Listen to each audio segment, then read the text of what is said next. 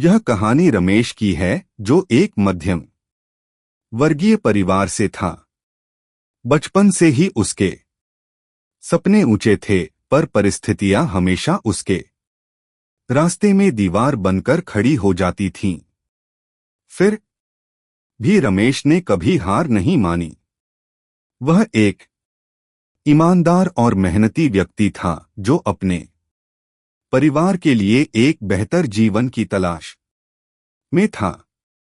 उसकी मां ने हमेशा उसे यही सिखाया था कि मेहनत का कोई विकल्प नहीं होता, और इसी सीख को वह अपने जीवन का मंत्र मानता था। कॉलेज की पढ़ाई के बाद रमेश को एक मल्टीनेशनल कंपनी में नौकरी मिली। वह यह सोचकर बेहद खुश हुआ कि अब उसके परिवार की आर्थिक स्थिति सुधर जाएगी और वह अपने माता पिता के सारे सपने पूरे कर पाएगा।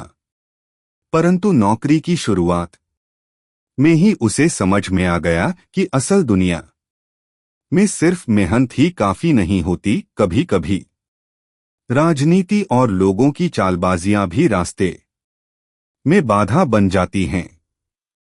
कंपनी में रमेश ने दिन रात मेहनत की। वह अपने बॉस का पसंदीदा कर्मचारी बन गया था।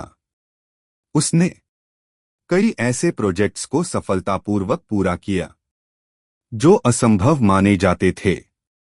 धीरे धीरे कंपनी में उसकी पहचान बनने लगी, मगर उसकी ये तरक्की कुछ लोगों को नागवार गुजरने लगी। उसके सहकर्मी उसे नीचा दिखाने और उसकी मेहनत को बर्बाद करने की कोशिशों में लग गए। वह जानता था कि यह सब जलन और प्रतिस्पर्धा का हिस्सा है, पर उसने कभी इन बातों पर ध्यान नहीं दिया। रमेश का एक सपना था, अपने परिवार के लिए एक अच्छा घर खरीदना। वह दिन रात उसी मकसद के लिए काम करता रहा। अपनी छोटी सी सैलरी को बचाकर वह हर महीने कुछ न कुछ पैसे जमा करता था। उसके परिवार को भी उस पर गर्व था, खासकर उसकी मां को, जो हमेशा कहती, बेटा, भगवान तेरी मेहनत जरूर रंग लाएगी। परंतु किस्मत को कुछ और ही मंजूर था। एक दिन कंपनी में बड़े स्तर पर छंटनी की घोषणा की गई। रमेश जैसे मेहनती कर्मचारियों ने भी खुद को सुरक्षित महसूस नहीं किया। उसकी मेहनत, उसके सभी प्रयास एक झटके में बेमानी हो गए। छंटनी की सूची में रमेश का भी नाम था। यह खबर उसके लिए जैसे किसी बिजली की तरह गिरी। वह समझ नहीं पाया कि आखिर उसके साथ ऐसा क्यों हुआ। वह अपने बॉस के पास गया और उनसे बात करने की कोशिश की, परंतु बॉस ने भी अपनी बेबसी जताई और कहा, रमेश, यह फैसला कंपनी के उच्च स्तर से लिया गया है, इसमें हम कुछ नहीं कर सकते। रमेश का दिल टूट गया। वह सोचने लगा कि क्या उसकी मेहनत, उसका समर्पण सब व्यर्थ था। उसने अपने परिवार और भविष्य के लिए जो सपने देखे थे, वे सब अचानक धुंधले लगने लगे। कई दिन बीत गए। रमेश घर पर उदास बैठा रहता। उसे अपनी मां और पिता की चिंता सताने लगी। वह सोचता कि अब वह कैसे उनके सपने पूरे करेगा।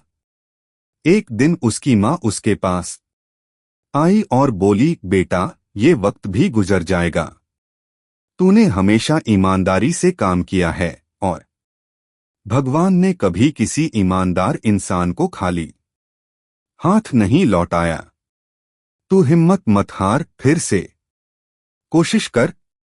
मां की बातें रमेश के दिल को छू गईं। उसने फैसला किया कि वह फिर से शुरुआत करेगा। उसने अपने बचाए हुए पैसों से एक छोटा सा व्यवसाय शुरू किया।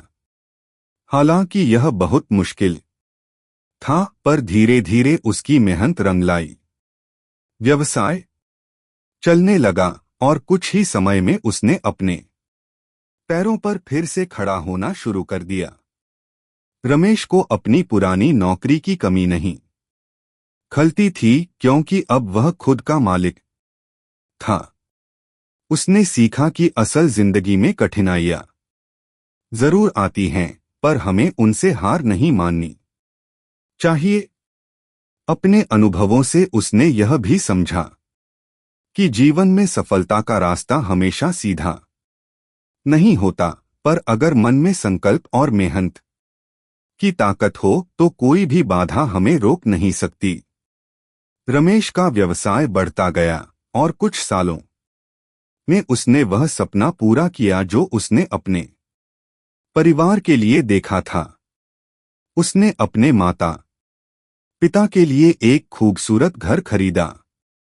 जिस दिन उसने अपने परिवार को उस घर की चाबी सौंपी, उसकी मां की आंखों में आंसू थे। वह रोते हुए बोली, मैंने कहा था न, भगवान तेरी मेहनत कभी जाया नहीं होने देंगे। उस दिन रमेश को महसूस हुआ कि असली खुशी सिर्फ पैसे या कामयाबी में नहीं होती, बल्कि उन लोगों की खुशियों में होती है जिनके लिए हम दिन रात मेहनत करते हैं। वह अपने जीवन के हर संघर्ष के लिए भगवान का धन्यवाद करता था, क्योंकि उन संघर्षों ने उसे मजबूत बनाया था। यह कहानी सिर्फ रमेश की नहीं है, बल्कि उन सभी लोगों की है जो जीवन में संघर्ष करते हैं, हार मानते हैं, फिर से उठते हैं और आगे बढ़ते हैं। रमेश की कहानी हमें यह सिखाती है कि कभी कभी जिंदगी हमें हमारी मेहनत का फल देने में देर जरूर करती है, पर अगर हम धैर्य और हिम्मत बनाए रखें तो आखिरकार सफलता हमारे कदम जरूर चूमती है।